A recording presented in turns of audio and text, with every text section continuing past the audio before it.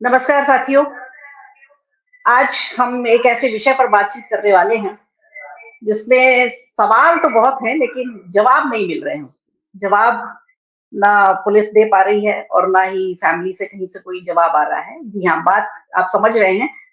सैफ अली खान पर जो हमला हुआ है, उसे लेकर के तमाम तरह के सवाल हमारे और आपके दिमाग में भी चल रहे हैं, लेकिन ओर-छोर कुछ नहीं मिल रहा है। सवाल ही सवाल हैं, जवाब कहीं से आ नहीं रहे हैं।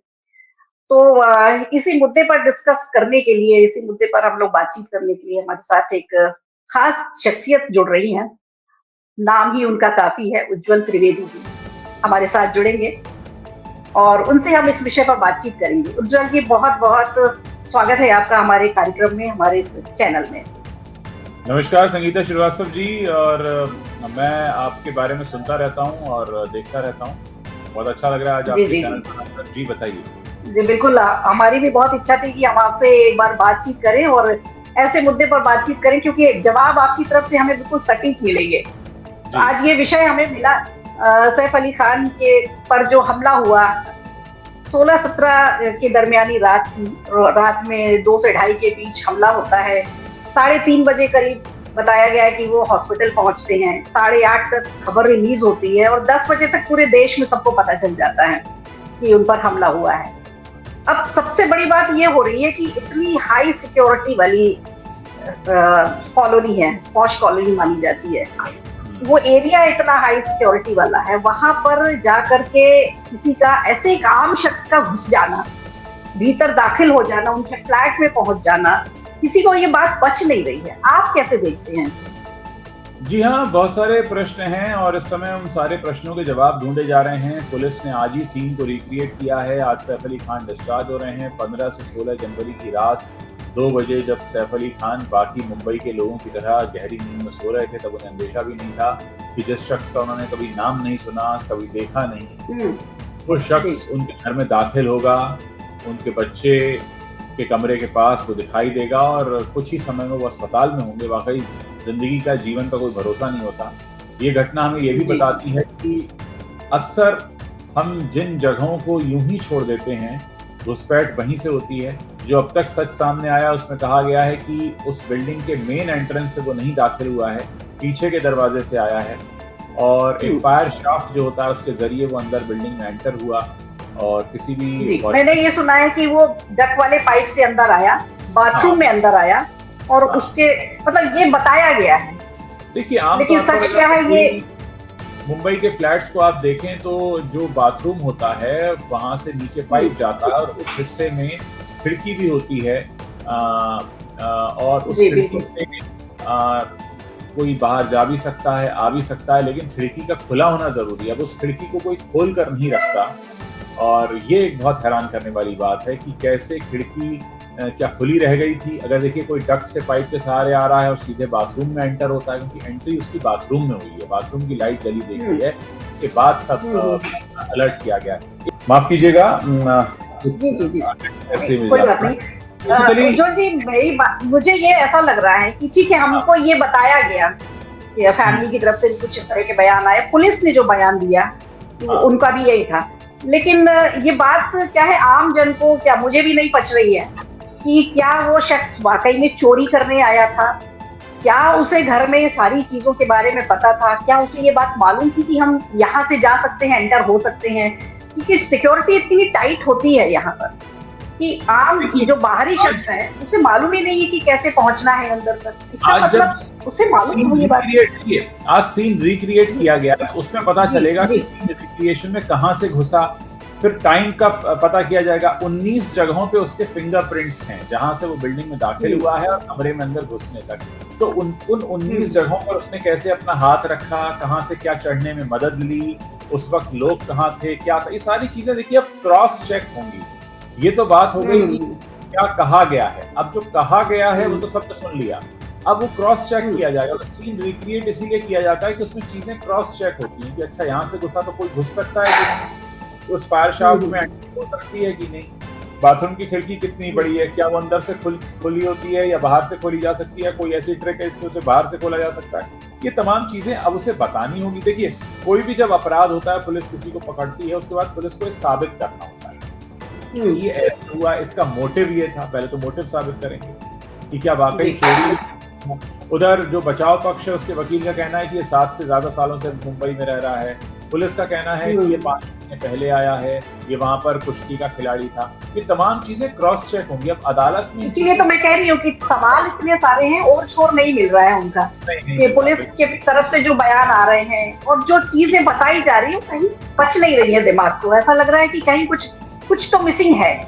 अब मैंने आपका अभी एक वीडियो देखा था रिसेंटली, आपने शायद वो वीडियो बनाया है सिमी चंडोक जी के साथ।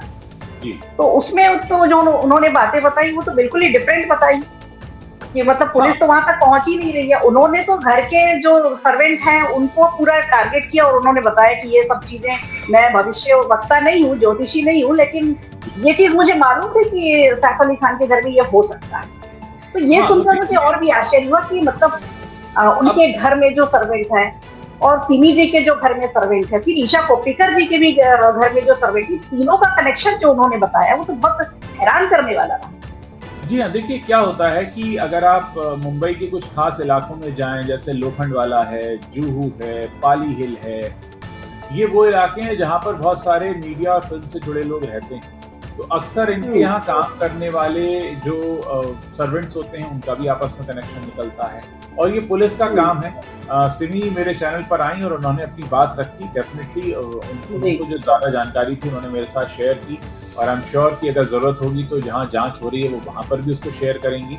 और क्या होता है कि ऐसी घटना होने के बाद हम अंदाज़े लगाते हैं। हम पहले हुई घटनाओं को सिर्फ जोड़ते हैं कि क्या ये हुआ होगा, वो हुआ होगा।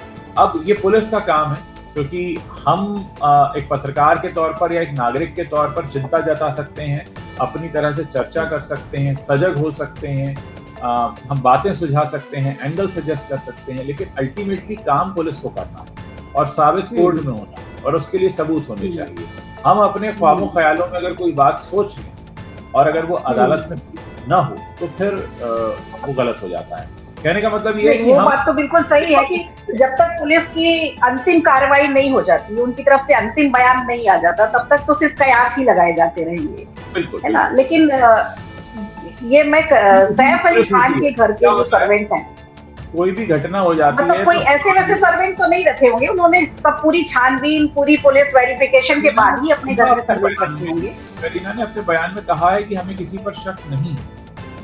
उन्होंने साफ कहा हमें किसी पर शक नहीं है और हमें किसी सर्वेंट पर कोई शक नहीं है। उन्होंने साफ कहा है, क्योंकि उन्होंने साथ ही ये भी कहा है कि ज्वेलरी रखी थी, वो लेकर क्यों नहीं गया, क्या उसे दिखी नहीं?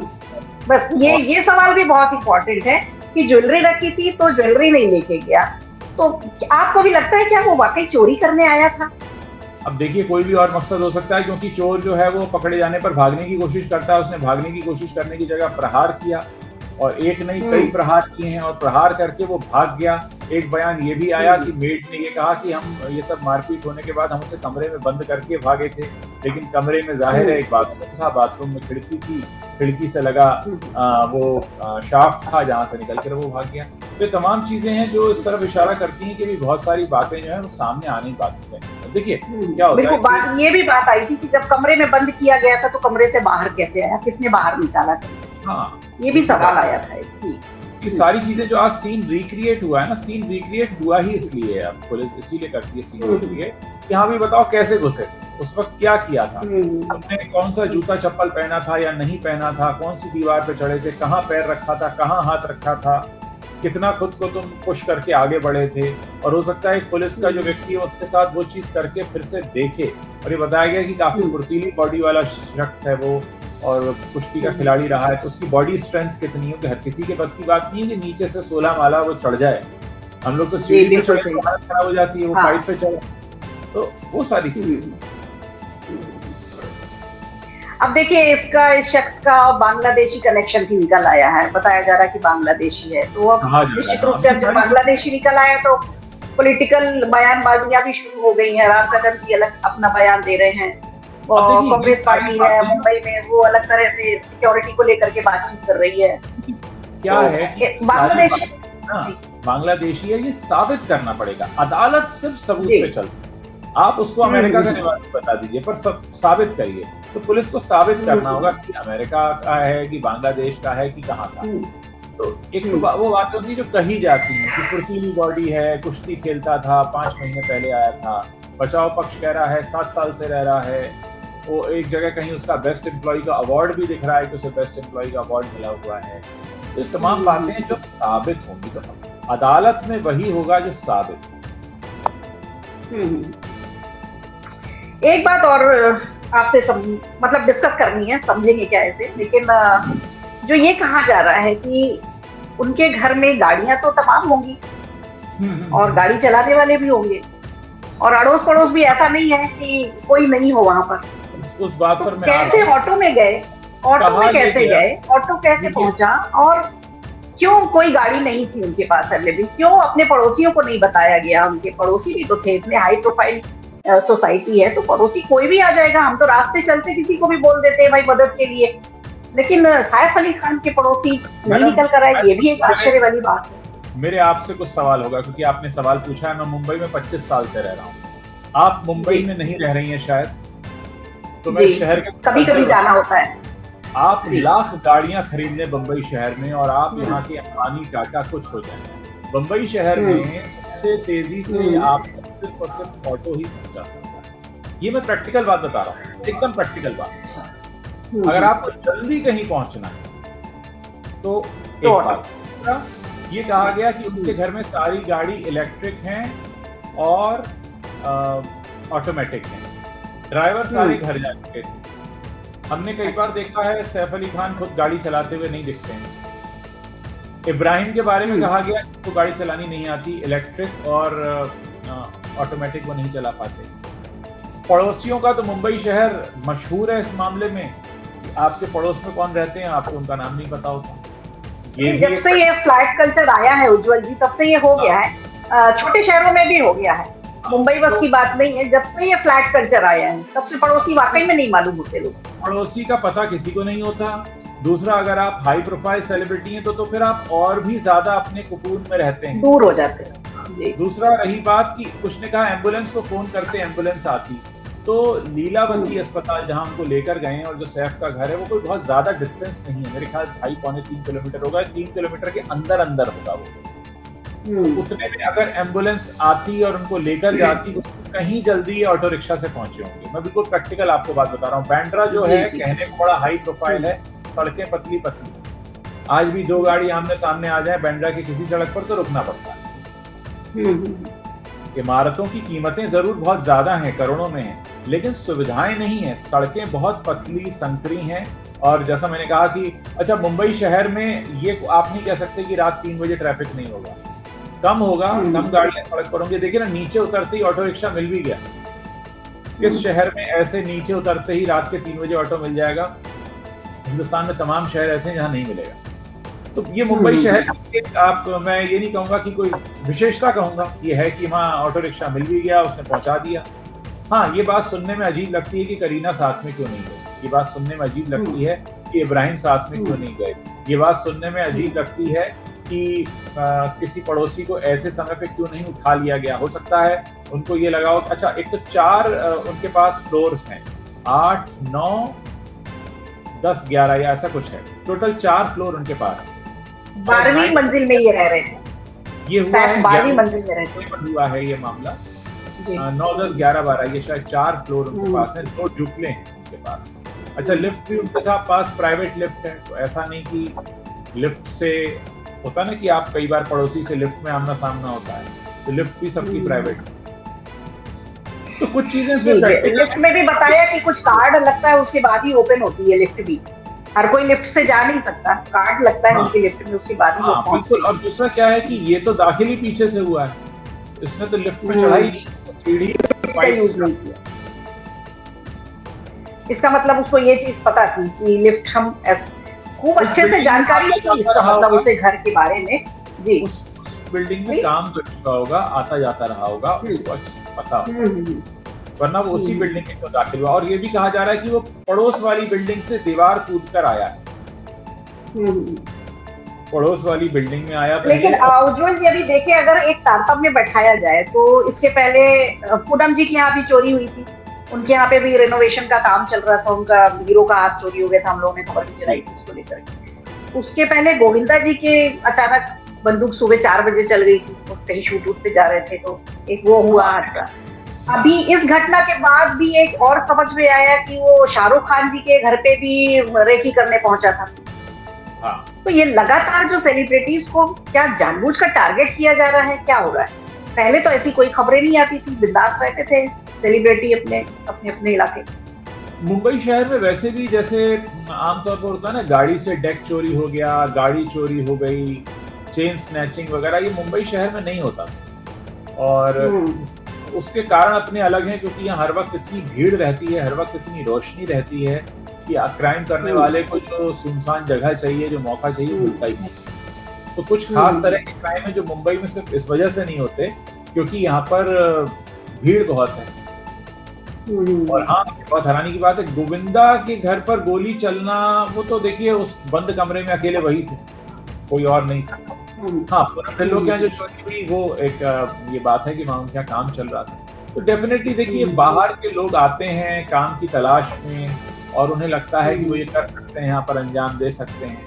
ये भी देखिए कि मुंबई शहर में आमतौर पर देखा गया ऐसा क्राइम करने वाला बाहर से आया हुआ, क्योंकि उसे पता नहीं होता है इस शहर का मिजाज क्या है।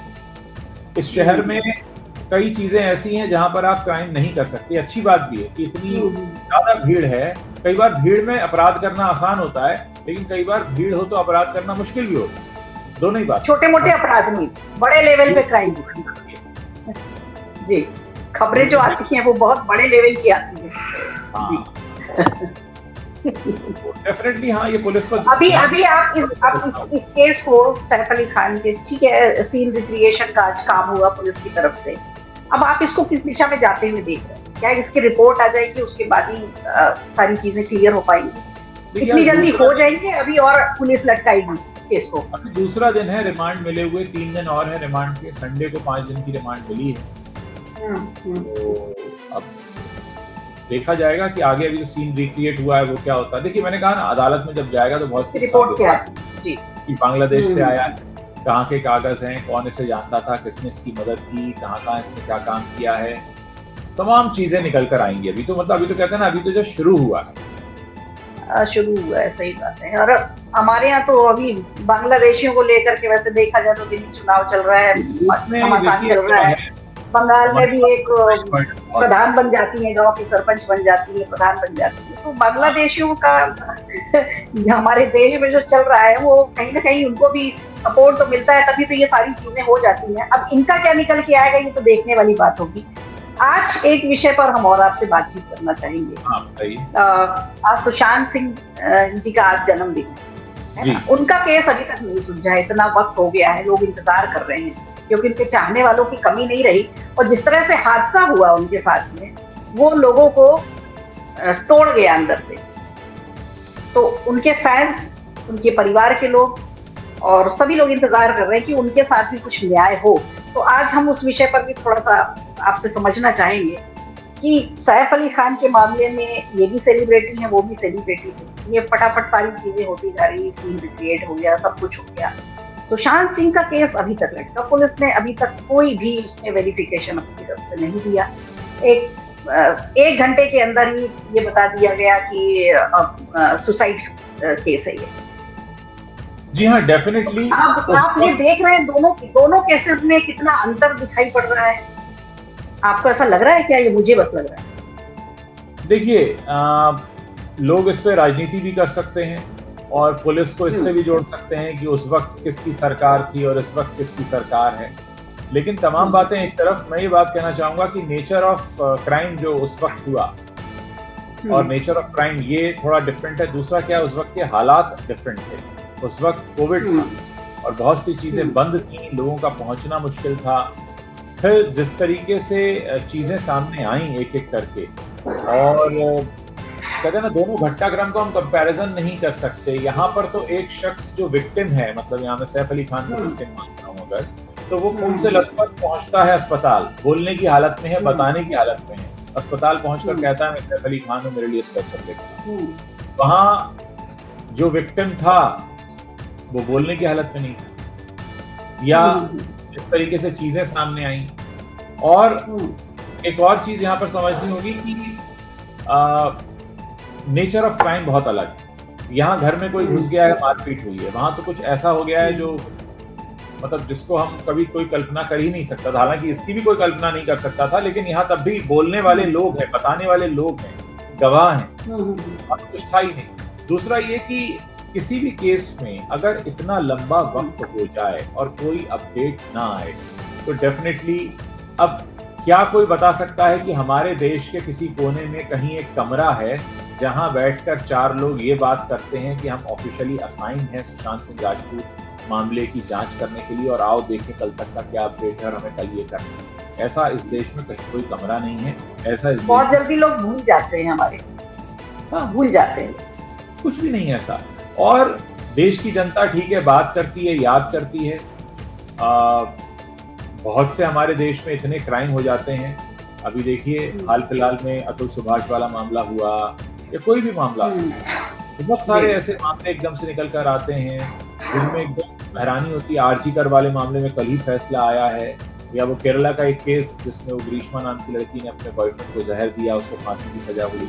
तो ऐसे तमाम केस इतने ज्यादा निकल कर आते हैं कि निश्चित तौर पर अगर हम आरटीआई के जरिए भी कोई पता लगाता है तो यही कहा जाता है द प्रोसेस इज ऑन। क्योंकि जाहिर है वो ये तो नहीं कह सकते कि केस बंद हो गया, यानी कुछ किसी नतीजे पर पहुंच गए। तो सबसे आसान सा रिप्लाई होता है।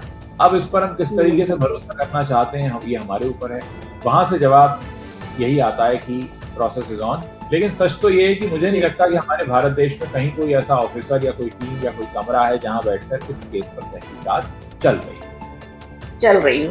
ठीक बात है। वो तो आज सुशांत सिंह का जन्मदिन है तो मुझे ध्यान आया, हमने कई बार इस पर आपसे चर्चा कर लेते हैं। चलिए चलते चलते एक और सैफ अली खान के केस से जुड़ी एक बात और है जो कल तक बहुत ज्यादा चर्चा में थी, आज भी है, लेकिन आपसे डिस्कस इसलिए कर रही हूँ क्योंकि जरूरी है इस पर भी बात करना, क्योंकि आम जिंदगी से भी ये बात जुड़ी हुई है। क्लेम को लेकर के, मेडिक्लेम को लेकर के कल ये खबर आई थी कि मेडिक्लेम को लेकर के 36 लाख का क्लेम किया गया है। और वहीं मुंबई में ही एक डॉक्टर हैं प्रशांत मिश्रा जी, उन्होंने इस पर सवाल उठाया कि 5 लाख से ज्यादा का क्लेम नहीं देती हैं कंपनियां, इनके लिए 36 लाख का क्लेम कैसे, और 25 लाख तो अप्रूव भी हो गए हैं उसमें। तो इस पर भी सवाल उठाए जा रहे हैं कि आम पब्लिक के लिए ये सुविधाएं नहीं होती हैं, ज्यादातर सेलिब्रिटीज के लिए कैसे हॉस्पिटल इतने बड़े बड़े क्लेम बना देते हैं और कंपनियां अप्रूव भी कर देती हैं उसमें। देखिए मैंने वो जिस पॉलिसी के तहत सैफ ने वो मेडिक्लेम खरीदा है वो पॉलिसी नहीं पढ़ी है, इसलिए मैं नहीं बता सकता। लेकिन इतना मेरे संज्ञान में जरूर कई बार लाया गया है, व्यक्तिगत तौर पर मैंने पूछा है लोगों से, कुछ स्पेशल अरेंजमेंट्स के लिए ये लोग एक्स्ट्रा प्रीमियम भी देते हैं। तो मान लीजिए मैं एक उदाहरण के लिए बोल रहा हूं कि किसी का 25,000 रुपए का प्रीमियम है 5 लाख रुपए के लिए, मैं एक उदाहरण के लिए दे रहा हूं। तो हो सकता है इन्होंने 25,000 से कहीं ज्यादा का प्रीमियम पे किया हो कि मुझे फला फला फला फला सुविधा चाहिए।